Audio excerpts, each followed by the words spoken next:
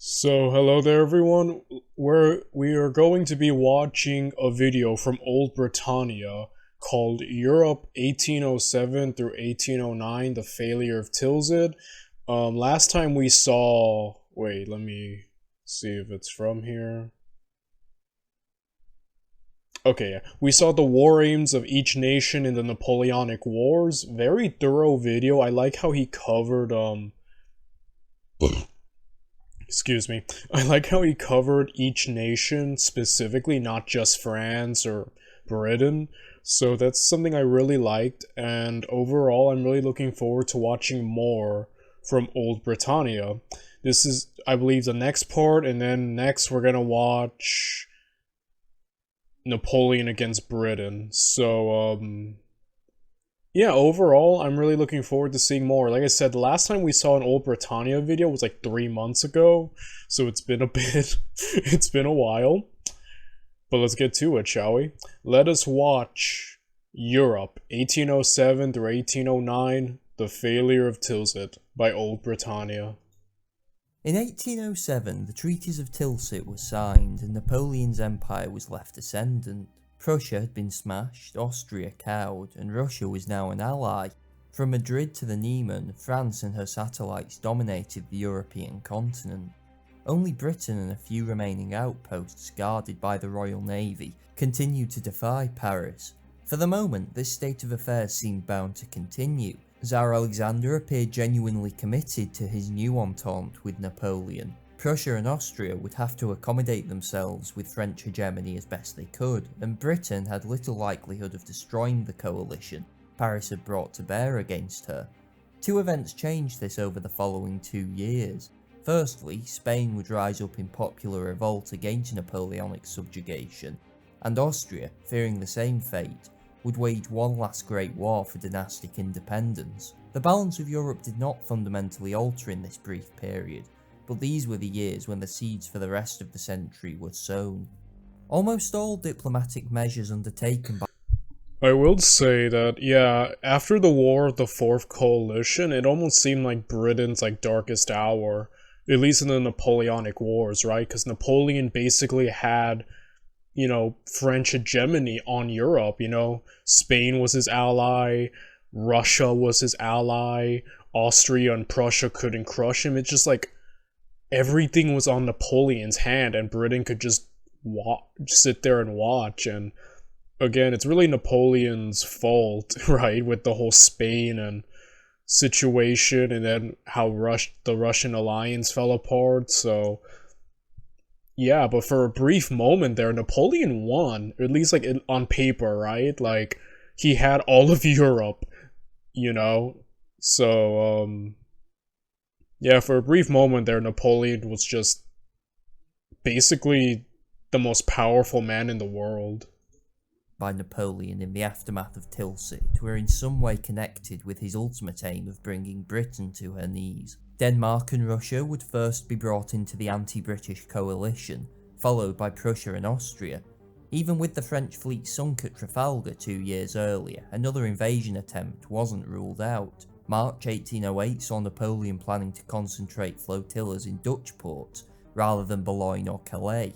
Well into the latter years of his reign, the Emperor would still be spending, and extracting from vassals, exorbitant sums to build a fleet that could once again be sunk by the Royal Navy. Proposals to invade Sicily, the Russo-Swedish War of 1808, and Napoleon's campaign to crush Portugal and subjugate Spain were all at least ostensibly designed to bring Britain down. Unable to renew the naval struggle. Yeah, it's Napoleon's obsession with taking out Britain, right? The whole continental system, which infamously is, probably Napoleon's worst policy ever, was meant to take down Britain. And then, the problem was trying to enforce it.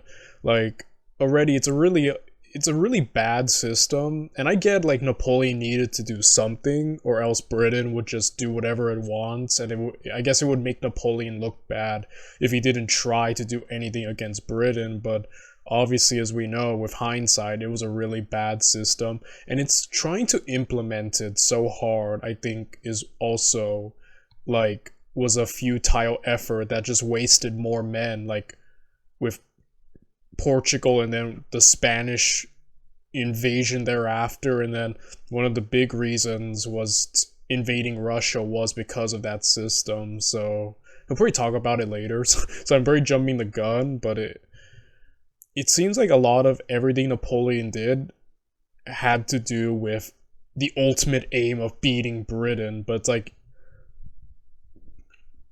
yeah, it's like probably, I guess in hindsight, probably just focus on his gains and just, like I said, Britain's basically untouchable. You can't invade it because it has like the best navy in the world. It's the most secure nation, basically, from invasion. You can't have an economic war with it because, well, as we saw with the continental system, that won't work. So it's basically just, you can't do anything, right? Like there's no other, I can't think of any other way of beating Britain. You kind of just have to make do with being the master of mainland Europe and just accept Britain's just gonna always be there. Again, like I said, I know that last video we covered, I got a great comment, explaining, yeah, Napoleon had to do something. He couldn't just not leave Britain alone, and I get that, but at the same time, with hindsight, as we know, it didn't work out for him. At least the way he went about it did not work out for him. Napoleon created a lot of his own biggest failures that led to his downfall, with the various invasions and just so on and so forth, right? So, yeah. Struggle immediately, France also turned to economic warfare.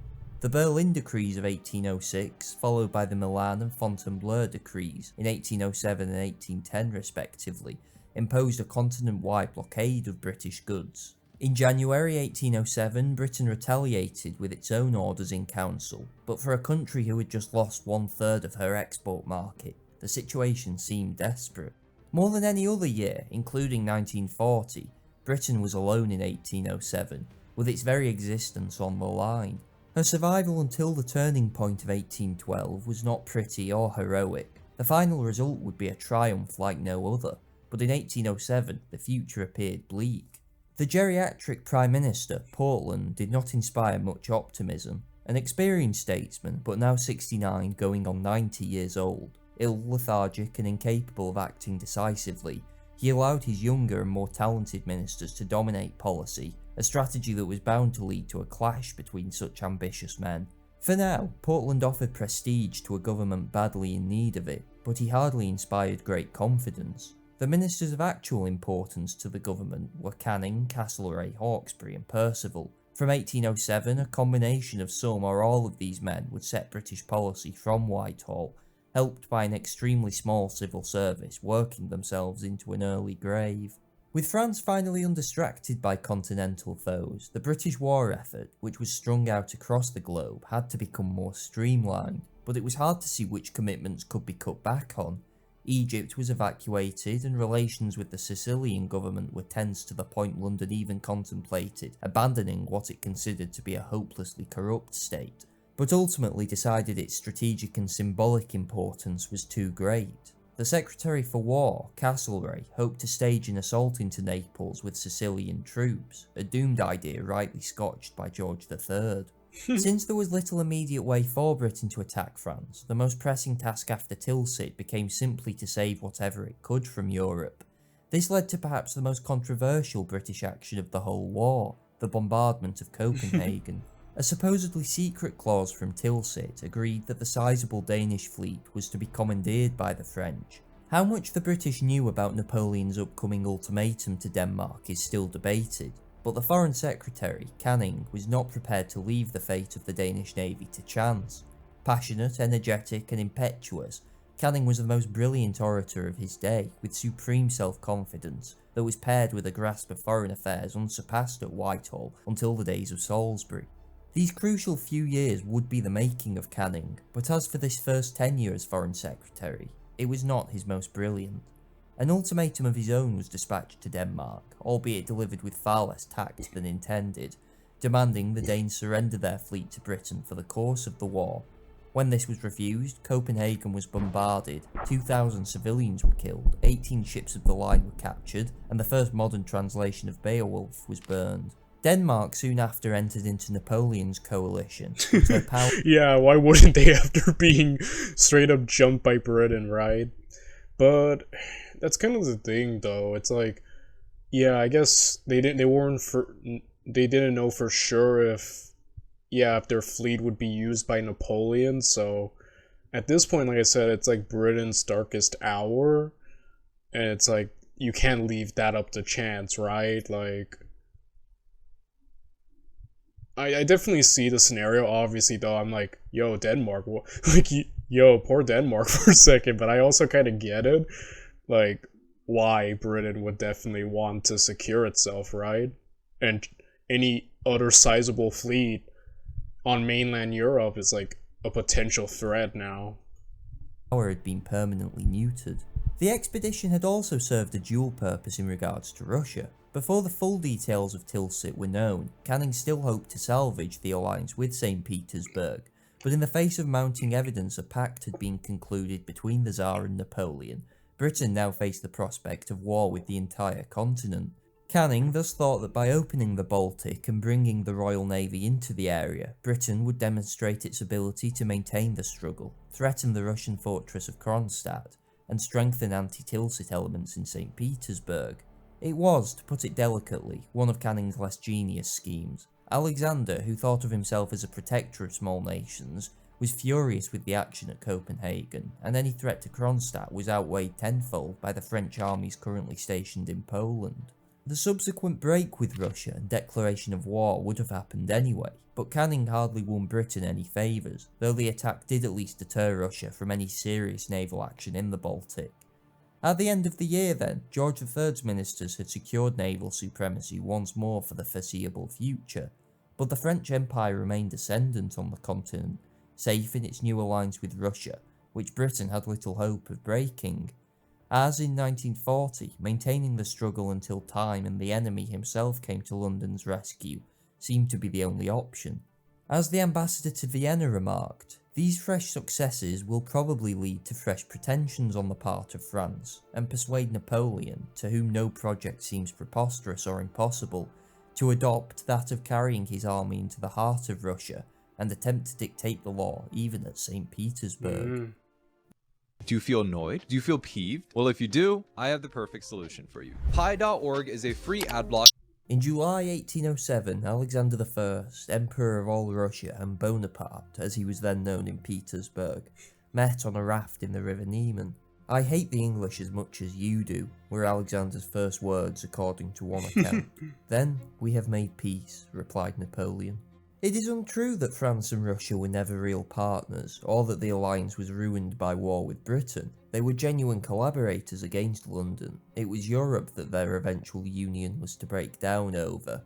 For sure many, perhaps most of the leading figures in St. Petersburg were unhappy with the French alliance. Merchants were annoyed at the breach with Britain, as were Anglophile figures at the court like General Bennigsen. Much of the imperial family despised Napoleon as an upstart. The new French ambassador, Caulaincourt, found the I remember reading about that. Like, Napoleon, obviously a polarizing figure to the very end, even to this day. Especially in his day, though. I think a lot more people hated him. And yeah, I think that was the thing about the Russian. I remember reading, like, yeah, they didn't really like Napoleon, nor did they like Alexander's, like, seeming, new alliance with him. So there was, debate about that. And yeah, just like, yeah, it's just interesting, I think, just how much of Napoleon's, like, Tilsit onward power relied on him being friends with Russia. That's like the most important alliance he has, and he treated Tsar Alexander incredibly well, famously at the at the Treaty of Tilsit, they basically snubbed King Frederick, right, of Prussia, basically leaving him out even though he was technically there. But, like, you know, obviously Napoleon and Tsar Alexander saw eye to eye on some things, at least at the time. And so, yeah, a lot of Napoleon's, like, grasp on Europe and onward relied on him being allies with Russia. So you think he would have taken more care, right, to, like, salvage that alliance, because so long as Russia remains on his side, yeah, Napoleon has a lot of, like, power. So I don't know, I just think that's very interesting. The doors of high society closed to him, but the Entente also had its supporters. These consisted of the likes of Admiral Chichagov and even Alexander's own brother Constantine, who tended to either admire Napoleon or despise Britain. The foreign minister, Rumyantsev, thought an alliance would allow Russia to make gains elsewhere with French support. The more tentative supporters, of which Alexander himself could probably have been counted, were the likes of Mikhail Speransky, the dominant figure in the Russian government. Focused on internal reform, Speransky put forward the most rational argument for the alliance. That, though it was doomed to fail, it bought Russia time after the great disasters of Austerlitz and Friedland to recover and reorganise. The strongest voices against Tilsit came from Russian nationalism. This view bridled at the perceived humiliation and the idea that there could ever be lasting peace with Napoleon. Yet even strong Francophobes, such as, ironically, or perhaps not, the new ambassador to Paris, Tolstoy, announced he would gladly support the alliance if France evacuated Prussia and Poland, so that the countries nowhere touched, though this was hardly a ringing endorsement for any relationship. At the centre of these conflicting viewpoints was Alexander, 29 years old at the time of Tilsit and a mass of contradictions. His private correspondence as early as July 1807 shows the Tsar was never under Napoleon's spell like the French Emperor initially believed. He did, however, undoubtedly feel some personal attachment, and in the aftermath of the meeting, Russia took real steps to wage war with Britain. Sweden was forced to break with London. There was an attempt to organise a defence of the Baltic with Denmark, and British trade was destroyed in Russia. Alexander also anticipated significant benefits from the alliance, particularly the revival of St. Petersburg's preeminent position in Constantinople. In under a year, these hopes had been destroyed. Alexander's fairly modest expectations in return for Russia making peace, changing her system and breaking with Britain were ignored by Napoleon.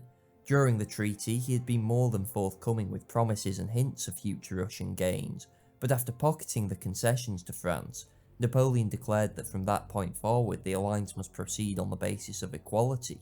Put another way, France must be compensated for any Russian gains. The principle was disturbing enough, the way France applied it even worse. Russia had taken the Danubian principalities in its ongoing war with the Ottomans. At Tilsit, Napoleon had been full of hints that Russia would be supported in any annexation of the territory. Yet when the time came, the French declared that they must be compensated for such an action with Prussian Silesia, an outrageous claim which left Alexander feeling lied to. When Napoleon invaded Portugal, he announced it was actually a sacrifice. Yeah. Freaking Napoleon. He's like, yeah, alright, I'll help you, sure. And then it's like, alright, you know, you gain that, but what do we get? Like, you know, as if he doesn't have so much, right?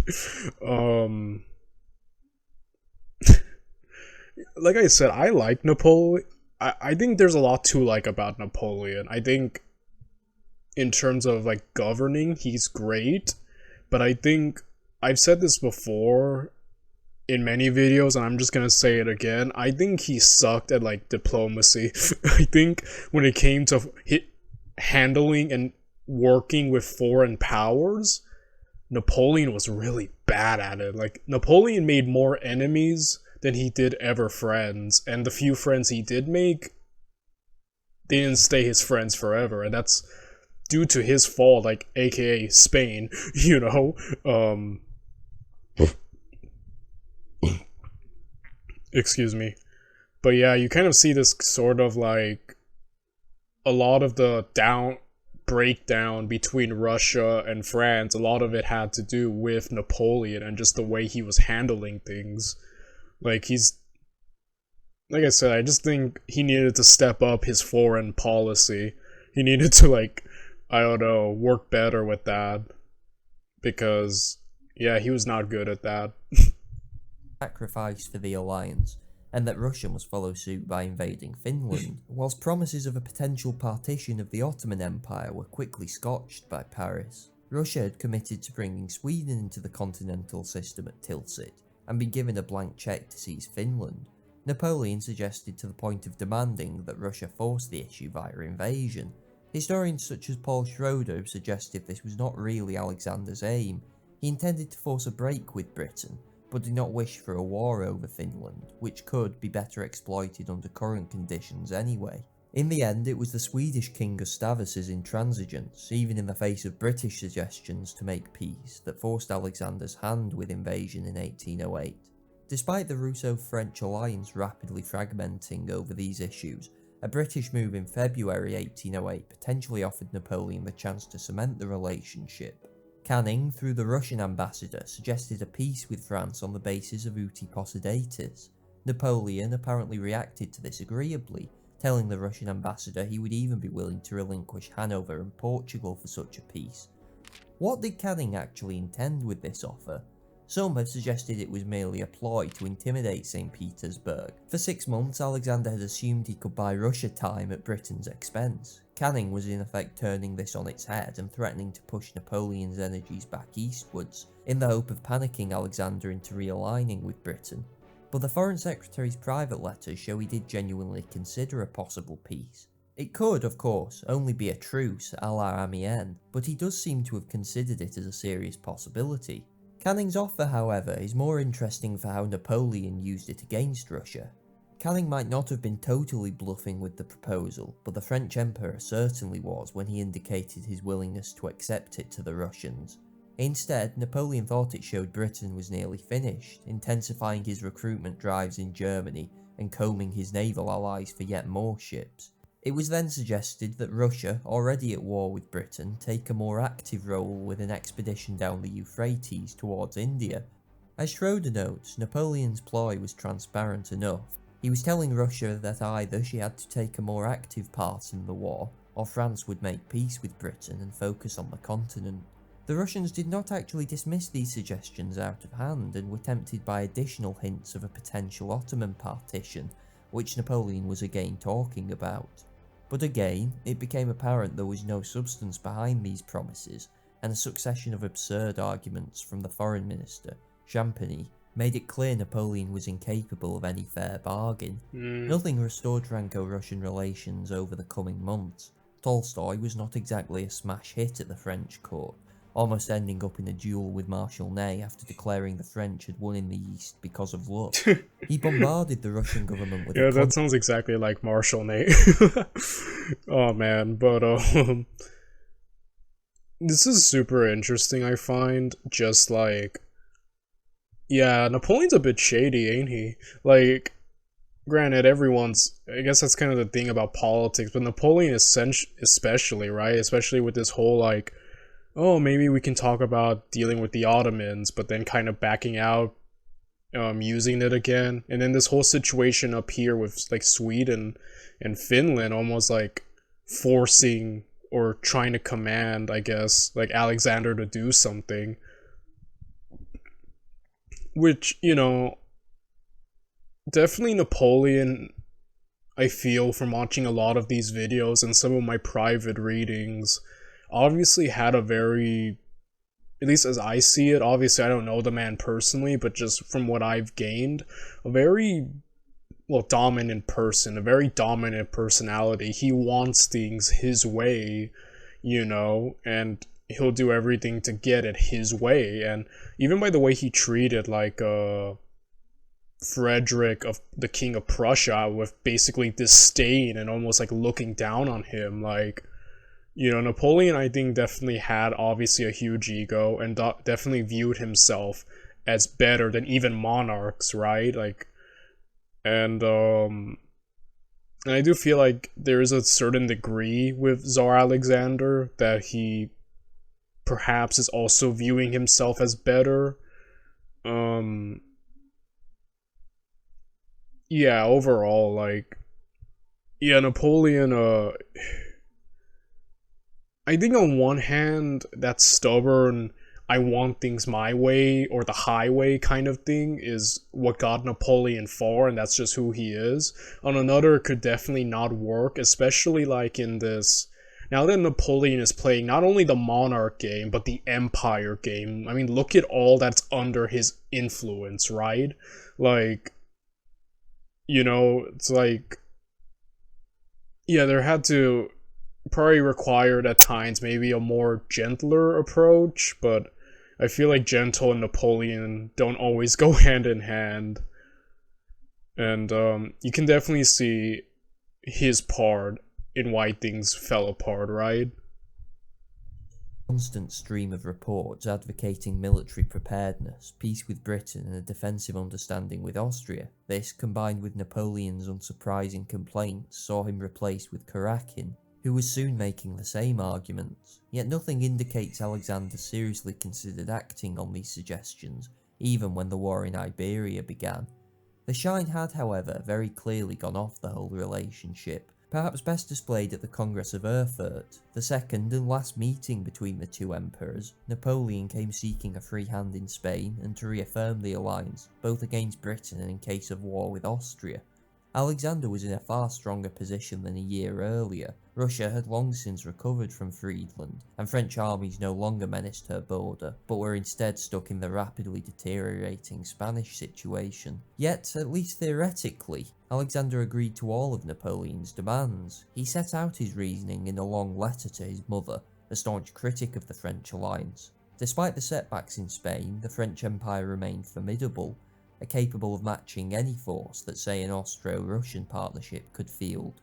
For now, alliance with Napoleon brought security, but in the cooling of relations with France, Alexander was encouraged by Talleyrand, Napoleon's former foreign minister, out of office and out of favour, yet bizarrely brought along by the emperor, and entrusted with private plans, such as his intention to marry a Russian princess, which Michael Brose compares to entering a confessional with a gossip columnist.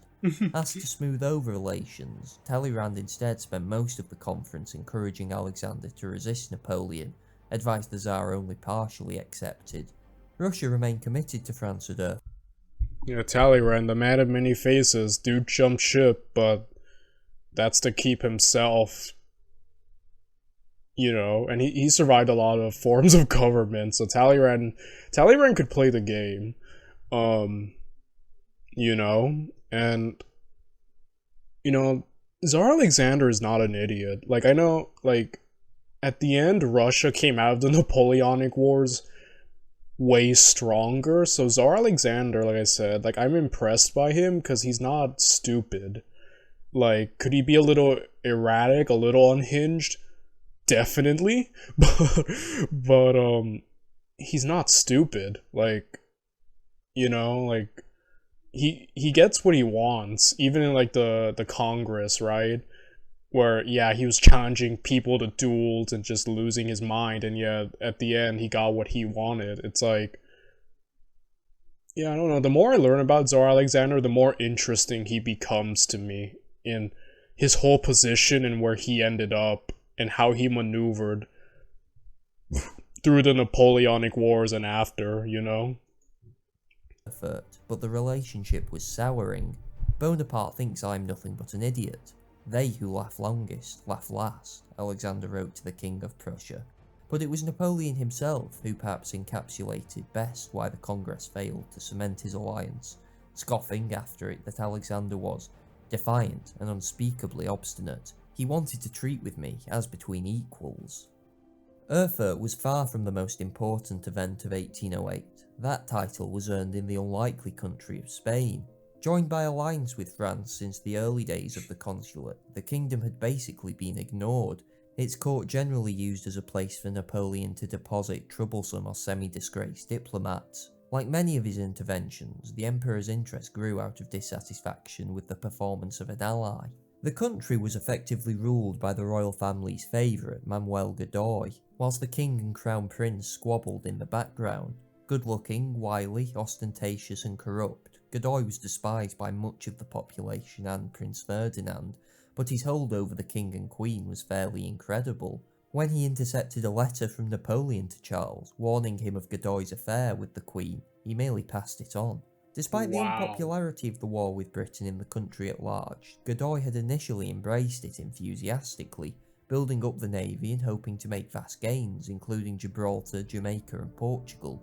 But Napoleon had insisted on making the Spanish fleet part of his plans for an invasion of Britain, and its subsequent destruction at Trafalgar had shook the court's belief in the war and French alliance. Even so, Godoy extracted a commitment from Napoleon in 1806 for the partition of Portugal, with a principality for himself to be carved out. When Napoleon once again ignored a British rescue mission to Portugal in August and instead launched his own war against Prussia, Godoy blew up, mobilising the Spanish army on the same day as the Battle of Jena. He beat a hasty retreat when Prussia was smashed, but to punish this insubordination, Napoleon forced Spain into the continental system and recruited 15,000 of its best soldiers to serve in northern Germany. These were taken from the Kingdom of Etruria, a Spanish satellite that France was now free to annex. Nonetheless, the logic of the continental system, requiring every port in Europe to be closed to Britain, meant Godoy still held out hope for the conquest of Portugal, a British ally. Napoleon demanded Portugal cease to be a conduit for British goods, and after delay invaded in October 1807.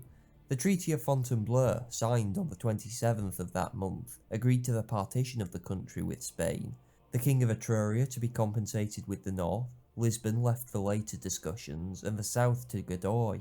Portugal was the first state to befall the ruthless aggrandizement of the French Empire, driven by the needs of the blockade. In reality, the partition scheme had always been a blind to introduce General Junot's troops into Spain. With French soldiers occupying strategic positions in the north, Napoleon would be free to impose his will. On the 30th of November, Junot seized Lisbon, barely missing the royal family, who fled to Brazil on British ships and consequently opened the Portuguese Empire up to British goods. In Portugal, the usual contributions were forced from the country, whilst the French took over administration of the kingdom, which was disturbing to Spain. But more sinister were French actions in the rest of the Yeah, so like, sorry, I was just listening. I was always amazed by Spain in just how chill they were with Napoleon, basically being like his longest standing ally, right? And just like being, like I've said before, awfully chill with him. Like they were like legit his only allies. And it's funny because Napoleon just looked at them and like, yeah, you guys suck. He wasn't impressed by them, their army, their government, everything. And he was like, I can do better. Like Napoleon's egotism was at its peak, I think, like after the War of the Fourth Coalition. Like the way you see his conduct with everyone else, right? Like I said earlier, he thinks he's better than everyone, the monarchs and everything, and he thinks, you know, like he didn't read the room, right? He's like, I'm just gonna take Spain now. You know, this whole saga with Spain, like I said, it's so avoidable if Napoleon just, you know, had just like left it alone. And he already had so much on his plate, right? Like, look at all this land he already has, and yet he still wanted more. He was like, I'll just take Spain, you know? And yeah, it's just like, you know, just, I know I usually talk really nice about Napoleon, but there is a period after the War of the Fourth Coalition all the way through the Russian invasion where he's kind of like probably the period I don't like Napoleon. Like that's the period where he's making all his mistakes. You really see a lot of his failures from that period, you know, culminating at the invasion of Russia. And then just, yeah, there's a period there where Napoleon is just like, it's hard to defend him. Like, yeah, almost like very, especially what he did right here. This was devious. The dude was like working with Spain, but secretly positioning people to essentially just take it all for himself. Like that's so backhanded, you know. Like he was basically taking it like slowly, right? And then like it's insane. Like it was really like devious, and it's like, yeah, why would anyone want to be Napoleon's ally? um, you see how he treats his friends, right? Or the people who stick by, who try to help him, like Spain. Like, that's how he treats people who are on paper his ally. Like, why would you want to be his ally? You know, it's the same as being his enemy, some could say. And overall, Napoleon just created a situation that didn't really need to happen. So, yeah. Peninsula. Junot had been ordered to map Spanish territory as his army moved down to Portugal, whilst 118,000 French troops were brought in to occupy strongpoints in the peninsula. By March 1808, Napoleon had decided for certain that Spain must be brought into the French Empire, though the details he hadn't yet worked out. His initial battery of threatening demands make it seem as if at this point he only thought of annexing the north of the country up to the Ebro, and sufficing with only dominating the government of Charles. Yet soon after this he was planning to lead 50,000 men against Madrid himself, and offer the Spanish crown to his brother Louis, then King of Holland. In Schroeder's words, the only thing more remarkable than Napoleon's ability to grasp immediate opportunities and exploit them was his ability to ignore deeper problems and deceive himself in doing so. For example, he seems to have genuinely believed Spain was a country rich in potential loot, and that her colonial empire would simply fall into his hands once he took Madrid. Napoleon cannot alone be blamed for these misconceptions. The Spanish adventure had been encouraged in the first place by Talleyrand, who thought France's domination of the kingdom natural, but was in reality as ignorant of the country as his emperor. Thus, Napoleon set the course for a war that was to ultimately lead to his empire's destruction. Plenty of theories abound for why he undertook the action, when the indirect control he already had over Spain could easily have been maintained. Yeah, that's the thing, like, Napoleon already, like I said, Spain was already his ally, but if he wanted to, he could have just made them a puppet. Like, I think the big issue is that the king and his son were having a dispute over who should rule, I believe. I'm pretty sure that's how it goes. Like, Napoleon could have easily backed one up and essentially, I don't know, maybe like the son, Prince Ferdinand, and put him in power and just leave him as a puppet. But again, there's probably so much wrong with that. Again, I'm also ignorant of this period. I don't want to act like I'm a mastermind. There's probably a lot of potential reasons you could call me out on why that wouldn't work, right? But like, that's just an idea, or a more logical idea. You already kind of have them in your pocket, just you don't have to meddle in them, which is ideally what he probably should have done. But like, yeah, he could have just kept them around as a puppet and just left it alone, right?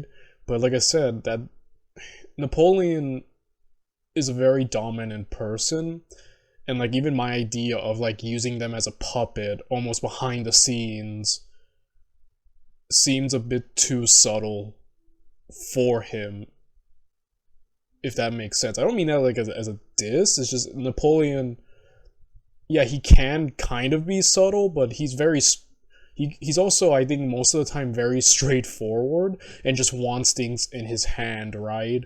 And like, just takes it, right? Kind of like a conqueror. And so it's like, I'm just gonna take this now instead of trying to have another way around it. So I think, again, that kind of shows that kind of conquering Napoleon personality doesn't work well when you're trying to like maintain an empire with so many other nations involved. There's like I said, his conduct with Spain especially, it's definitely like peak. I get why people don't like Napoleon. I've had people definitely comment they like Napoleon on my channel. I've had people say, no, Napoleon's kind of a jerk. He's a tyrant. Like, yeah, I agree on both ends depending on where you are, right? Like, you can definitely point at a lot of great things Napoleon did for France, and then you can point at a lot of bad things he did in other places, like to Spain. And it's like, yeah, that's kind of the thing about Napoleon. There's a lot of sides to him, a lot of sides to admire, and a lot of sides to personally just not admire. Yeah, and ultimately he created this disaster for himself. The simplest is that his name was Napoleon. At first, however, the Emperor's gamble seemed once again to have paid off. The initial Spanish reaction was against Godoy and Charles, who were deemed to have allowed the humiliation.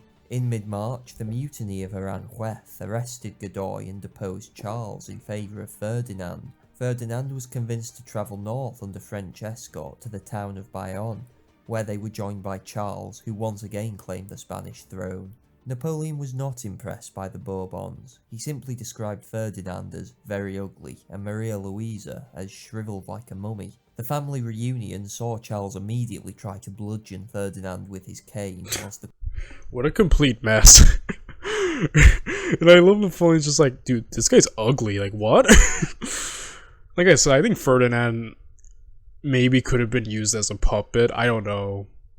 Again, like I said, I don't want to act like I would do better in this situation, I wouldn't. But like, I don't know, like I think shadow control of Spain could have definitely been done. Or just leaving them alone would have also been even better for Napoleon in the long run. But, oh well. the Queen egged both men on with obscenities. The farce that occurred here is well known. Napoleon forced Ferdinand to abdicate in favour of Charles, who was in turn made to abdicate in favour of Napoleon himself. Louis, previously earmarked for the crown, had denied the offer, knowing his Dutch subjects, to whom he had grown attached, would be immediately annexed into France. Instead, Napoleon offered the crown to his older brother Joseph. As King of Naples, he approved a generally humane and competent, if not particularly well-liked, ruler, but holding the Spanish throne was a challenge even legitimate monarchs struggled with. For a Midland Corsican lawyer like Joseph, it was always going to be a sorry business. For this reason, Talleyrand in vain tried to stop the deposition of the Bourbons. Meanwhile, Napoleon announced to Spaniards he had graciously Talleyrand is such an interesting guy, because on one hand, yeah, he conspires against Napoleon. On another, he kind of sees eye to eye with him, like, with the whole Spain, they were both kind of like, yeah, we could take Spain. Like, it's only natural. And then here, he's like, hey, don't get rid of the Bourbons, which is the right thing to say, right? Like, I don't know, Talleyrand's such an interesting guy.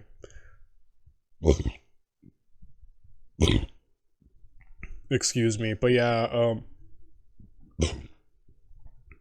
my goodness.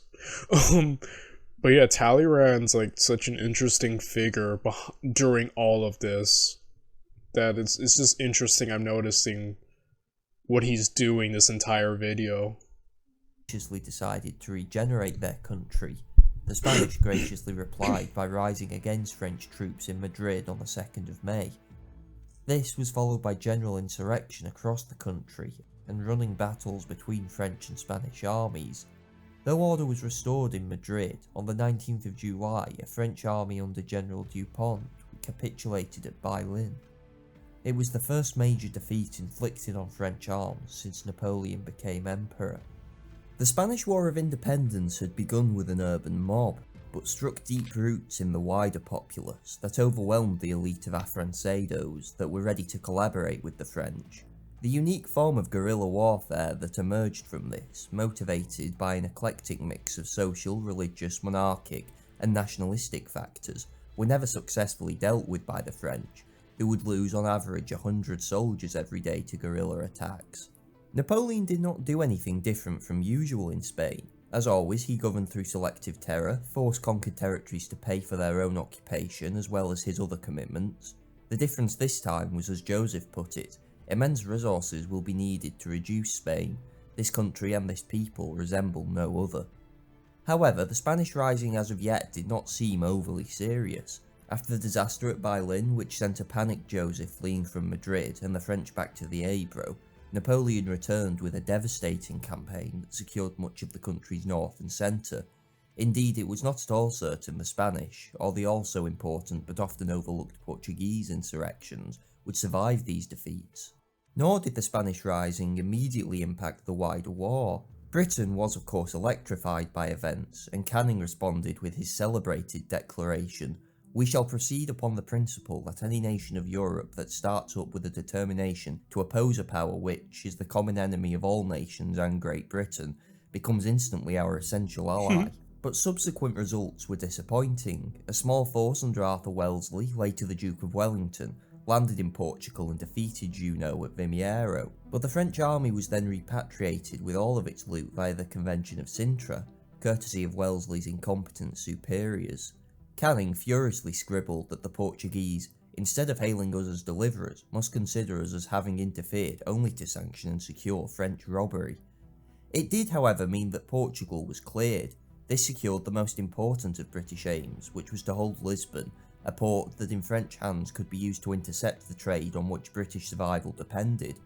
Sintra was followed up with a brief advance into Spain under Sir John Moore, that was then very nearly trapped by Napoleon and chased to Corunna, where it was evacuated. Canning's hopes that there would be further revolts in Europe proved illusory, and Castlereagh's plans for wider operation in Spain was scrapped after the escape of Moore's army. Wellesley returned in 1809 and resumed an advance into Spain, which met with more success at the Battle of Talavera, but even he was forced to once more retreat under threat from superior French numbers. Relations between allies on the peninsula were also tense. Although Portugal generally proved a steady ally for Whitehall and allowed its troops to serve under British command, relations with Spain, a long-time rival, were tense. Spaniards were deeply suspicious of British designs on their empire and thought London was failing to offer enough assistance. The British tended to think the Spanish incompetent, uncooperative, and bridled at their constant refusal to discuss the opening of America to British trade. By the end of 1809, the British had grave doubts about whether Spain could survive, and if the army in Portugal was worth the cost. In the wider continent, those under Napoleon's influence recognised Joseph's regime. If Alexander was given more freedom by the war, it did not tempt him to abandon Napoleon. Prussians generally agreed the rising would not bring Napoleon down. Only in Austria did the events in Iberia sway policy. In the short term at least, the Spanish also did not greatly change the European dynamic. Only over the coming years would the catastrophe befalling French armies there become clear. In the meantime, however, Napoleon's distractions in Spain meant the Austrians looked for one final time to solve their security dilemma by military means. The new Austrian Empire, formed from the previously composite Habsburg domains in 1804, found itself in a difficult position after Tilsit. Defeated 18 months earlier at Austerlitz, she avoided the castration applied to Prussia, but had lost its influence in Germany, Italy, and many of the Habsburgs' ancestral lands. The Holy Roman Empire was dissolved, and Francis left at best a second-class emperor, with his newly formed Austrian crown. Sandwiched between France and Russia, Vienna, like all continental powers, attempted to convince Napoleon it could be a useful ally. The key policymakers in this period were the Foreign Minister Stadion, the Commander-in-Chief of the Army, Charles, and Metternich, the coming man at the Hofburg. All of these answered to Emperor Francis. All had their differences, but generally agreed that the Austrian Empire had to adjust itself to French hegemony for the time being, and avoid being broken between the hammer and anvil of Paris and Petersburg. Stadion initially hoped some kind of rapprochement was possible. During the Fourth Coalition, when French armies were bogged down in Poland, Napoleon's diplomatic correspondence had been overly friendly. But with Tilsit settled in the summer of 1807, he denounced Vienna's behaviour in the war as treacherous, and instead resorted to his tried and tested tactic of bullying, forcing the Austrians to break with Britain, offering new concessions in German affairs, and supporting Portugal. Austria's position was bleak, but not disastrous, and it certainly was not catastrophic enough to consider another round of hostilities, or even do much to prepare for it. What changed Vienna's calculation was Spain. Not so much the anti-French rising and defeat, but the attacks on an ancient dynasty at Bayonne.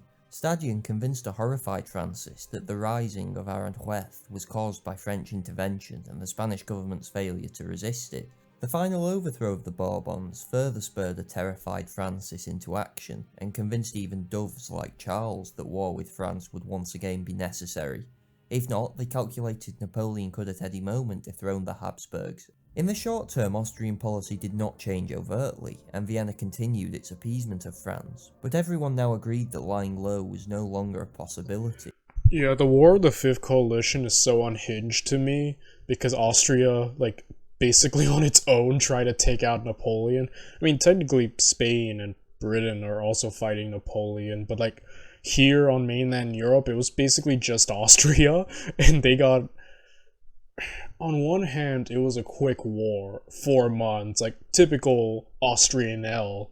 But what happened in those 4 months are important because the thing is, after the War of the Fourth Coalition, I feel that Napoleon had solidified a reputation and an aura of near invincibility, near almost like beyond human capability. And what I mean by that is that, his brilliance in the War of the Third, the War of the First, Second, Third, and Fourth Coalitions just built up this guy who could not lose a war, right?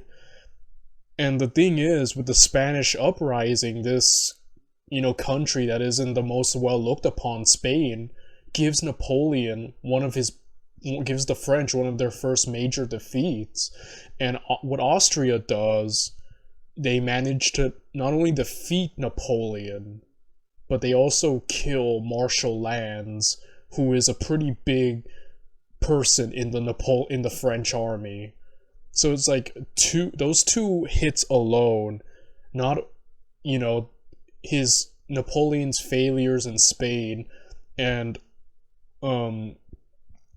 losing a battle against the Austrians, losing Marshal Lannes, and the war, even though it was over quick, the casualties were pretty high for the French as well. Like, it was not so easy like before. So all this jumps into destroying the image that Napoleon has of this almost infallible man, of god of war, if you would. And it shows that Napoleon isn't as invulnerable. The French aren't as unbeatable as they could show. They had kind of built themselves up. Like, the legend is breaking down, and it breaks down even further. Like, it's completely broken by the Russian invasion, but these two events beforehand, losses in Spain and a loss to Austria, just show that, yeah, Napoleon's image is breaking, and he's not, and it also goes to show that everyone's learning from Napoleon, and it's interesting that, yeah, it was the fear of, Napoleon obviously had no scruples about plucking people up from ruling and just putting his own siblings or friends in positions of power. And, like, yeah, Austria had a right to be afraid, I think, because look at how much they've lost already. They're in between Napoleon and Tsar Alexander. It's like, yeah, this position's incredibly, if I were there, I'd be paranoid. Like, I can definitely understand, but obviously this war, yeah, it was, yeah. Military reforms were implemented, including the establishment of a national militia, a system of limited conscription. Alerted by his espionage system of Austria's reorganisation of the army, Napoleon launched a campaign to batter Austria into disarmament. No inducements accompanied his barrage of threats, but plenty of hints that the Habsburgs would this time be facing the armies of Russia and Germany, as well as France. As always, Napoleon proved a far better coalition builder than his opponents. The Emperor had long expected another war with Austria, that he believed would settle his problems with the state once and for all, but in 1809 he was not yet ready for it. The main issue was not the Spanish threat, which he still seems not to have taken particularly seriously at this point, nor was it either the British threat or straining Russian alliance. Napoleon's main concern was really personal. Nearing 40 and still without an heir, any campaign and risk to his personage naturally meant uncertainty and potential instability in France due to the questions over the succession. In the days leading up to the war, Napoleon got whiff of a plot between Talleyrand and Fouché to replace him with Murat on the French throne. It was Austria, however, that vacillated over the war, having armed out of fear Napoleon might suddenly launch a Spanish... That's insane. Could you imagine freaking Murat? That is so... Okay, look. I like Marshal Murat. I think when he's... The man could lead a cavalry charge splendidly. His acts of heroism on the battlefield on a horseback, Murat was great at what he did. But everything else... Yeah, I don't get the impression he was that great at much else. I mean, again, like, there's the... I know he was king of Naples, but then again, like, even with some of these Napoleon siblings, I don't know how much of them was them, and how much of what they did to rule was through Napoleon. You know, they were essentially all puppets, Murat included, to Napoleon. And I think if I remember correctly, it was his wife, Napoleon's sister, Caroline Bonaparte, who took the heavy reins of ruling. So essentially, it's like I said, I don't know much about Murat's ruling capabilities, but it's just, it makes me laugh to think they would get rid of Napoleon for Murat. No offense, but that wouldn't, I guess, to control Murat, but like, yeah, I don't know. If anything, I think it would be like Caroline Bonaparte, who would try to take so much more power, right? I don't know. Also, I want to give some praise to Archduke Charles. I love Archduke Charles. While I just find him so cool, and Napoleon's defeat was at his hands, even the death of Marshal Lannes, and the man was just great. I like what he did.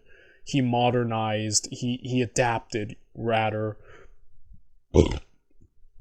He adapted the army. Let's do what Napoleon's doing. Smart move. You know, he adapted to the core system, using it himself. It's just like, yeah, just overall good move on Archduke Charles. Like, I really love the guy. One of the few people who can literally claim they soloed Napoleon, right? Not even like Wellington could claim that. Obviously, Wellington did the heavy lifting in Waterloo, but even Prussia was needed to like help, really, you know? Like, Archduke Charles, one of the few people who can just claim they beat Napoleon by themselves. That's why, like, definitely a Chad of the era. Style coup. In August 1808, Metternich advised that the danger had passed after multiple stormy interviews with Napoleon. Instead, he suggested Austria now recognise Joseph as King of Spain and Murat as King of Naples. This could win Austria goodwill and allow it to participate in the Congress of Erfurt. Besides, Metternich decided that it would be madness on our part to provoke a war with France. Stadion ignored this advice. After some further hesitations, by October 1808 he and Charles had once again resigned themselves to war, with Francis finally being convinced in December. War... Yeah, Metternich definitely probably would have kept more peace in Austria, but like again, in the long run, even though Austria got wrecked and Metternich was right on paper that they shouldn't have went to war, because they do lose, it's the loss to Napoleon's image, the damage they did by defeating Napoleon and robbing him of one of his best marshals through lands, in the long run, definitely helped Austria and the rest of Europe, I think. You know, so in the long run, like I said, even though they lose this war, they definitely did do damage to Napoleon, you know? It was believed was inevitable, and Austria only stood to lose by waiting. The time to strike would be in 1809, whilst Napoleon was still bogged down in Spain. The finance minister, O'Donnell, argued Austrian armaments could not be sustained fiscally past March. Of the leading ministers, only Metternich still voiced reservations, believing an alliance of all the European powers was needed to defeat the French. Nonetheless, the Hofburg convinced itself it was now or never, Stadion hoped that Russia would remain neutral, Prussia would join the coalition, and Germany would rise in revolt.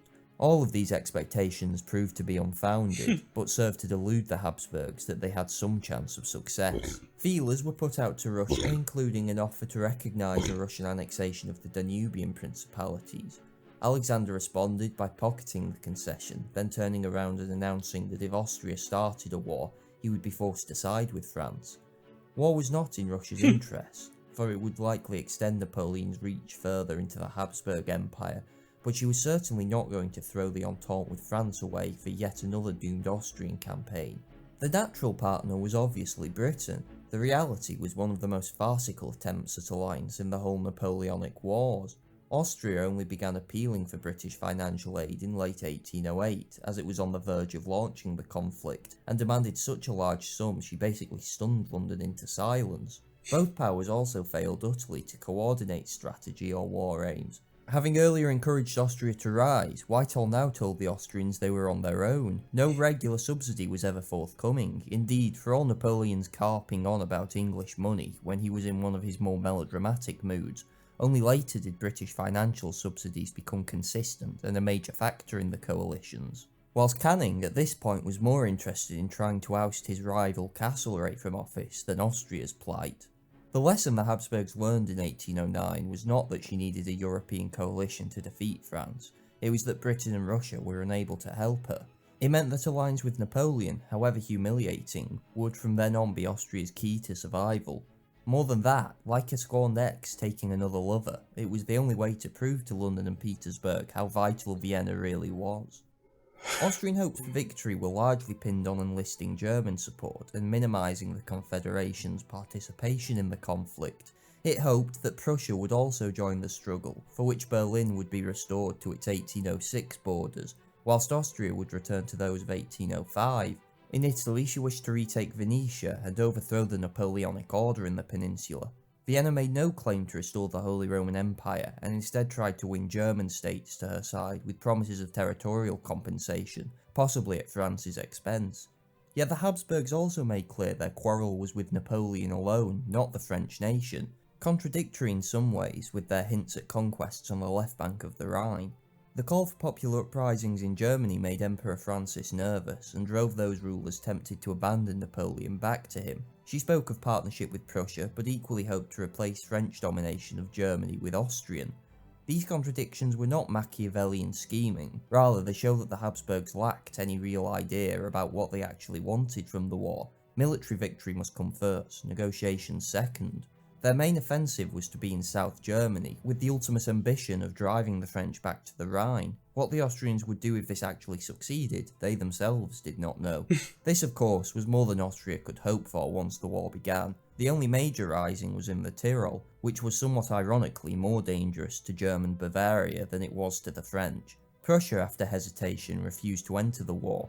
Even hawks in Berlin wished Austria to first draw the French onto themselves and win the major victories before Prussia rose. Russia, whilst not exactly pursuing the war vigorously, still took an active part, rather than the passivity hoped for by Vienna.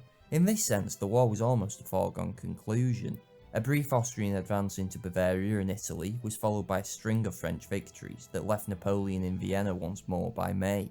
The most famous event of the war took place at Aspern, when an overconfident French emperor pushed across the Danube and was badly beaten by Archduke Charles, probably being lucky to escape with most of his army intact. Not to be outdone, the Habsburgs paraded once more their fabled ability to snatch defeat from the jaws of victory, and were decisively beaten at Wagram just over a month later, with an armistice following soon after. The only real British supporting effort, an amphibious assault in the Low Countries, came too late to seriously help the Habsburgs, and was besides a dismal failure that saw a large part of the army invalided home. There are of course counterfactuals in the war. Had Prussia decided to act, had Alexander chosen to remain more passive, had the British Walcheren campaign been better handled, debating these is useless. The fact was the Austrians were outdone by Napoleon in diplomatic and military preparations before the war. The aftermath would require a hard adjustment. On the 14th of October 1809, the Treaty of Schönbrunn was signed. Austria was to lose 3 million inhabitants, access to the sea, vast swathes of land, pay an 85 million franc indemnity, and restrict her army to just 150,000 men. This peace was harsh, but less so than Napoleon had planned during the war, when he had sketched out proposals for an independent kingdom of Bohemia and called on the Hungarians to rise. But the Habsburgs' power base at this point was Hungary, which remained loyal, whilst Alexander was unwilling to see yet another French vassal state centred on Prague. The result was that Napoleon settled for a punitive peace, reducing Austria to the second rank of powers that could never challenge him again. Perhaps more than any other treaty, Schönbrunn shows Napoleon's lack of an overall goal. Austria was to serve no purpose in his system, except remaining weak and staying out of his way. Despite the near disaster at Aspern, the Fifth Coalition showed few signs of the Napoleonic Empire's coming decline, but it helped set the stage. The tensions in the Franco-Russian relationship were exacerbated. Napoleon believed the Russians had been lethargic in their pursuit of the war. Alexander pointed out that he had assisted France against Austria more than they had helped against Sweden, and was annoyed that the Grand Duchy of Warsaw had been enlarged, clearly growing a potential Polish state. Nor did the conflict reset the British position back to that of 1807.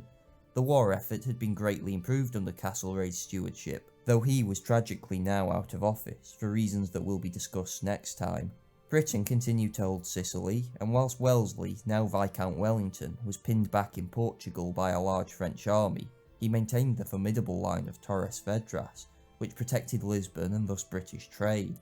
Hence, Britain continued to win the less spectacular, but arguably more important, naval war.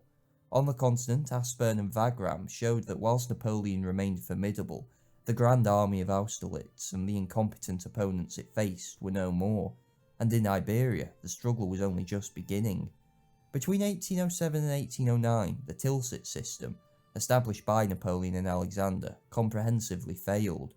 It was ironically, however, Austria's defeat that exposed this, as Britain and Russia were left to face the full force of Napoleonic imperialism alone. I really love these videos. They are so thorough. I think Old Britannia might just have the most thorough Napoleonic videos on YouTube. He covers everything. Like, it's just amazing so much.